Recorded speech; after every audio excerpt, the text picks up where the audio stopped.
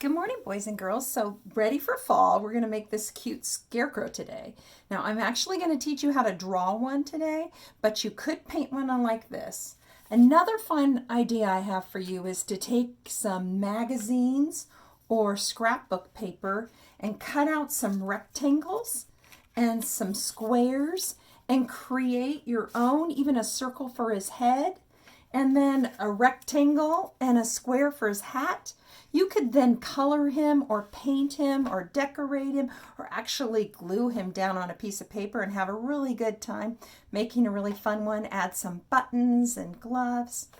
Anyway, so right now I'm going to just go ahead and start you with how to draw one, and then you can decide what you want to do with your drawing.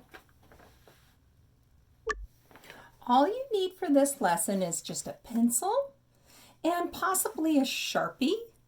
But I'm going to let you decide whether you color it, paint it, cut out pieces of construction paper, or maybe use some oil pastels, watercolor, whatever you like. But for the basic lesson, you need to make squares, rectangles, and circles. And then I'll show you some fun details you can add. So the first thing we're going to add is his hat. And really all it is right in the middle of the top of your page is a little square. Don't make it too big because otherwise you won't be able to fit the rest of him on. So once you've got a nice little square, and if it looks a little more rectangle than square, it doesn't matter, it's a hat. Then underneath you're going to add a rectangle for the bottom of his hat. Now if you cut this out of construction paper, you would want to tuck your circle right under his hat. But otherwise, let's just draw almost a circle, which I call about 3/4 of a circle. Make it kind of big. Then you have a lot of room to add the little details that you want. So there's your basic head. Now, after that, we need his arms, and his arms are outstretched for this little scarecrow to scare the crows away. So we're going to start out by making a long horizontal line. Make it longer than his hat, but don't make it so long that you can't put hands on the edge. Once you've got a nice rectangle, you're going to come back almost the whole way, but you want to leave enough room. So you have to come back a ways, but leave enough room for the bottom of his shirt, which is another square. So there's actually an overlapping line right here that I don't need to put that in because I'm going to just do 3 sides of a square. 1, 2, 3. Be sure you come back or it'll just look like a big rectangle. So there's his shirt. And then for the pants, we actually need another small rectangle. So I'm going to go down and down.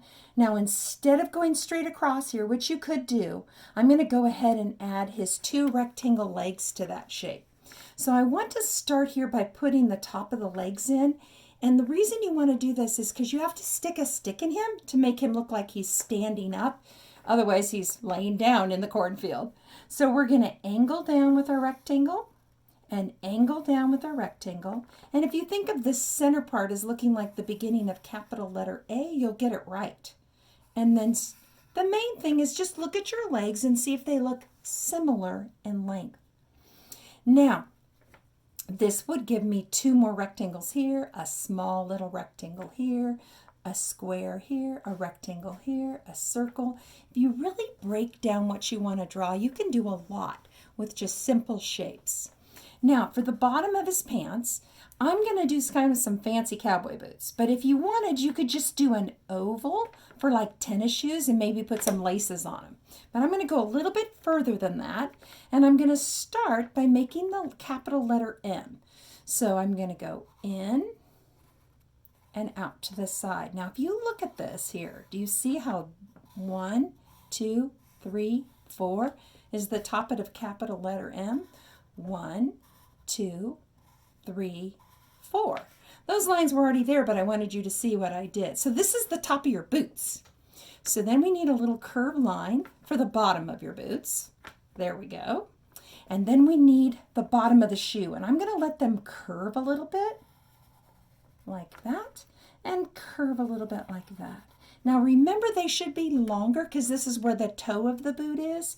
So I'm just going to go back into the toe and back into the toe. And I think cowboy boots look a lot cuter if they have a little heel on them, like this. From here, you could decorate them if you wanted. You could put like stars on them or stripes on them, but I'll go ahead and leave them a little bit plain for now. Then I needed 2 vertical lines to give me the stick that's holding him out of the cornfield. And that's basically him. Now remember, he's a pretend person. The farmer probably made him, and he made his hands out of most likely gloves. So they're going to have 5 fingers just like your hands. So I'm just going to start here by making a circle and then adding 5 fingers or 4 fingers and a thumb. So 1 short thumb and then 4 fingers. 1, 2, 3, 4. And I'll do the same on the other side. A small circle. 1, 2, 3, 4, 5. And because they're gloves, they can look kind of silly, which is kind of fun. Now for the fun part is decorating him and making him look the way that you want. I think it would be fun to put a little band on his hat. If you want it to look like it's a little bit worn out, you can put kind of like a little tic-tac-toe line here that makes it look like it's more out of straw. I could also add a little flower on the edge of the hat if I thought that would look kind of cute. Now his hair is most likely made out of hay, so you want it to look kind of strawish. If you were going to use a crayon, I would probably use like a yellow-orange or a dark yellow, so it looks more like hay hair. Then for his eyes, the farmer would probably paint them on or draw them on an old sack. So you can design the way you want. I'm just going to start with 2 circles and then add little pupils in. And if you want him to have a little more personality, you could even add in some little eyebrows or eyelashes. Now his nose, I'm going to pretend that it's a carrot.